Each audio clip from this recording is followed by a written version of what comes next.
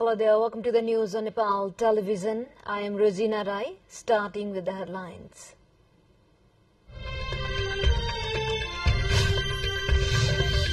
More than 125 houses are destroyed in a fire in Ntvithari. Hundreds of fire-affected families await immediate relief. Silence period of the by-election begins. All elections-related activities, including campaigning and promotion, prohibited. Karnali Chief Minister seeking vote of confidence today. Expands the cabinet taking now center on board ahead of the vote. U.S. President Biden signed a foreign aid bill to provide military assistance to Ukraine. Bans TikTok to fight in the courts. And Atlanta thrashes Fiorentina 4-1 in the second leg of their Coppa Italia semi-final. Final face with a record 14 times winner Juventus on May 15.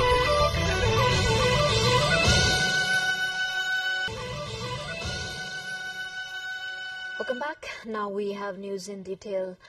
As many as 125 houses have been gutted in the fire that broke out in Jaralwat of Matihani municipality of Ntvithari district on Wednesday.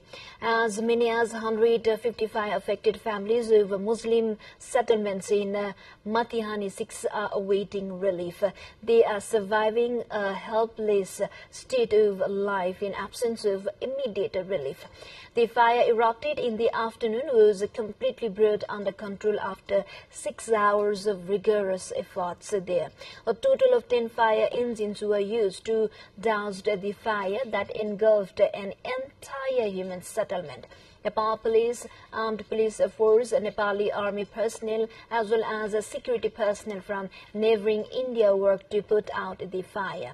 The fire broke out at around 2 p.m. and quickly spread with the help of strong winds that were blowing. The details of the loss incurred in the incident has been shortened yet, and 5 goats and 2 pigs also perished into the fire. Meanwhile, a fire spread from a community forest has destroyed 13 houses over Barapokhari Rural Municipality 1, Barapokhari. The fire broke out at Barapokhari Community Forest, gutted 13 houses, 7 loft and 2 sets. Details of the loss incurred by the fire is yet to be received in the district. The fire destroyed 2 houses and 2 lofts, 40 goats, half tola gold and rupees 50,000 in cash of Ganga Maya Magar of Dancing Tar. According to the police, 109 fire incidents have so far taken place in the district since last mid-July, causing damage of property loss worth rupees 40.9 million. To other update, the silence period of the by-election to the member of House of Representatives in Ilam 2 and the member of Sudur Paschim Province Assembly in Bazhang 1A has come into effect from midnight. The by-election is taking place in Ilam 2 and Bazhang 1A on April 27. The Election Code of Conduct 2079 issued by the Election Commission has made provision for the silence period from 48 hours before the voting day until the voting is closed in order to hold an election in a free, fair and fear-free manner. Election campaigning and any type of discussions, interaction, assemblies, workshops and gatherings are prohibited during the silence period. Chief Minister of Karnali Province Yamalal Karil is to seek a vote of confidence today. Chief Minister Karil registered a letter at the Province Assembly Secretariat seeking a motion of confidence on April 25. Chief Whip of Sibin Mao Center in Karnali Province Assembly, Rana Singh Pariyar said that date to take a vote of confidence by Chief Minister Karil was fixed after an environment to expand the cabinet was built, providing 4 ministries to the CPN Mao Center, with an understanding reached among power-sharing parties about expanding province government and distribution of ministries. CM Karil inducted Rana Singh Pariyar from CPN Center into the government. Pariyar, who is also a party's chief whip in the Karnali Province Assembly, took the oath of office as a minister without portfolio on Wednesday, just a day ahead of the confidence vote of the chief minister. Pariyar took the oath of office and the secrecy before Karnali Province Chief Tilak Pariyar.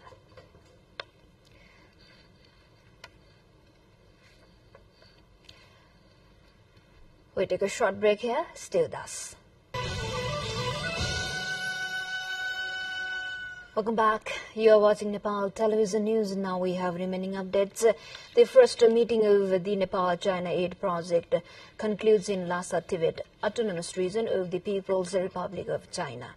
In the meeting concluded on Wednesday, discussions were held focusing on the aid projects to be implemented in Nepal, the Lhasa-based Consulate General of Nepal. On the occasion, the discussions were focused on the coordination mechanism over the aid project by Tibet to Nepal in terms of work schedule, election modality of the projects, and the ways of implementation and monitoring. During the meeting, both sides agreed to hold the meeting of aid projects twice in the first half of the year, and also to focus on the project's arrangement and twice in the second half of the year for the implementation and review of the implemented projects. Furthermore, the two sides underlined the need to enhance the level of support for improving the livelihood of people residing in bordering districts in the northern mountainous region of Nepal through the aid projects.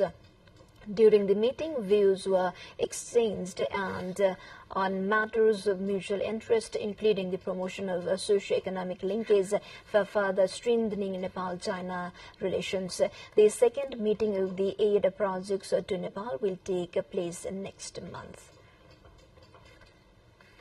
The Indian Customs has cleared the barrier to Nepality after 5 days. 17 trucks laden with tea which were stalled inside the Indian border got past from Kakarvita checkpoint on Tuesday. Chief of Meiji Customs Officer Ram Prasad Regmi informed that all 17 trucks ferrying tea were passed through the Indian Customs point of Pani Tanki, West Bengal on Tuesday evening. The Indian officials have said that they had barred the entry after the direction from central level and later lifted it accordingly. The Indian side had said a new provision of quality test was put in place, while Nepali side responded that it was impractical to conduct quality test for each load and requested for a pass as per the provisions previous provisions. And finally, India agreed to act in response to Nepal's request, thereby facilitating the tea trade as per the previous provision. A report of taste pass of tea quality could be effective for 15 days. CTC and orthodox tea produced in Nepal are being exported to India, which is a 90% market of this product. Short break here. Stay with us.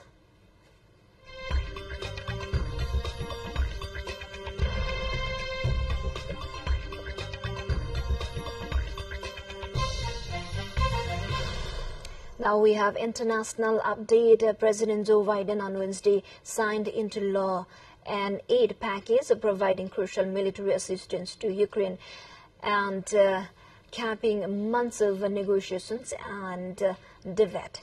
The aid package passed by the Senate later Tuesday evening and worth $95 billion in total, includes nearly $61 billion in aid to Ukraine, $26 billion for Israel, and $8 billion for the Indo-Pacific. The package also includes a bill that could eventually lead to the banning of TikTok in the United States, giving China's parent company ByteDance roughly 9 months to sell it, or else it will be banned from app stores in the United States. He acknowledged the bumpy road to get the package passed in his remarks on Wednesday. The final vote in the Senate was 79-18. Russia has vetoed a resolution at the UN Security Council calling on all countries to prevent an arms race in outer space. The draft resolution put forward by the US and Japan sought to reaffirm a principle already set out in the 1967 Outer Space Treaty. The US have warned that Russia is believed to be developing a space-based anti-satellite nuclear weapon. Russia said it was firmly committed to the existing treaty. To the more updates, before that, let's have a quick look into the highlights of the side.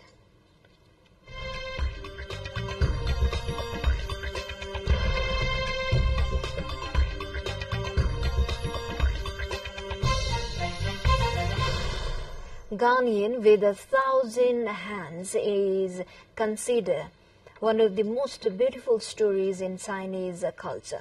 A group of mainland performers with hearing and sight disabilities is bringing to Hong Kong for the first time a new musical show that also features art from Donggung in Gansu province. The organizer hopes the show will bring positive energy to the city. From a mural painting in Donggung's Mogao cave, the thousand-handed, thousand-eyed Buddhist Tattva has come alive on a stage. These are dancers with hearing disabilities from the China Disabled People's Performing Art Troupe. Besides deaf dancers, and the troupe also includes musicians with sight disability.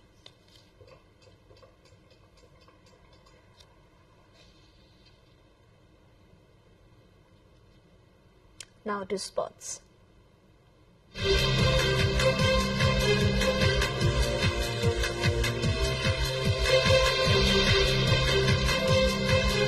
To stop his time goals has helped Atlanta to beat Tin-Man Fiorentina 4-1 in the second leg of their Coppa Italia semi-final on Wednesday to send them into the final with a 4-2 aggregate victory. Atlanta, which last week eliminated Liverpool from the Europa League quarterfinals, reached its sixth Italia Cup final. It lifted its sole Coppa Italia trophy in 1962-63. Atlanta will face a record 14 times winners Juventus in the final on May 15 in Rome after they qualified with a 3-2 aggregate victory over Lazio despite a 2-1 defeat in the second leg of their semi-final on Tuesday. Before we wrap up, quick reminders of the headlines once again. More than 125 houses destroyed in a fire in Nepal. Hundreds of fire-affected families await immediate relief. Silence period of the by-election begins. All election-related activities, including campaigning and promotion, prohibited. Karnali Chief Minister seeking vote of confidence today expands a cabinet taking Mao Center on board ahead of the vote. U.S. President Biden signed foreign aid bill to provide military assistance to Ukraine, ban TikTok to fight in the courts. And Atlanta thrashes Fiorentina 4-1 in the second leg of their Coppa Italia semi-final, final phase of its record 14 times winner Juventus. Well, this is all we have for this moment. Until our next bulletin, keep watching Nepal television. Have a good day ahead. Namaste.